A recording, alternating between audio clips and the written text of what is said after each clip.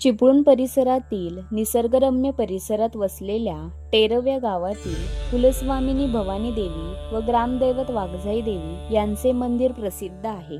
आम्ही आज तिकडेच गेलो होतो. जागृत आणि नवसाला पावणारी देवी असा येथील देवतांचा लौकिक आहे. आधुनिक रचनेचे हे मंदिर प्रशस्त असून संपूर्ण बांधकाम हे संगमरवरी दगडाचे आहे. तुम्हाला हे माहिती आहे का?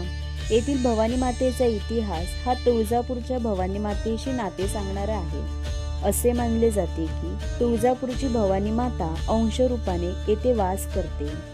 येथे नवरात्री उत्सव हा मोठ्या प्रमाणात साजरा केला जातो. त्यामुळे येथे पारंपरिक पद्धतीने घटाची स्थापना करून 9 प्रकारची धान्य पेरून छान रोज सुद्धा इथे आलेला होता. येथील भवानी मातेची मूर्ती ही काळ्या आणि निलम पाषाणातली असून ती 9 फूट उंचीची आहे व तिच्या हातामध्ये महिषासुराचा वध दर्शवणारी विविध आयुधे आहेत. एवढंच नव्हे तर डावीकडील गर्भगृहात वाघजाई मातेच्या मूर्तीसह श्री केदार व श्री कालिका माता यांच्या मूर्ती आहेत.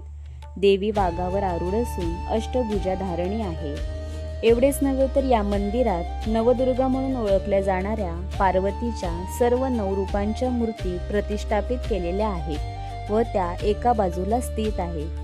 त्यामध्ये शैलपुत्री, ब्रह्मचारिणी, चंद्रघंटा, कुष्मांडा, स्कंदमाता, कात्यायनी, कालरात्री व सिद्धिदात्री यांचा समावेश आहे.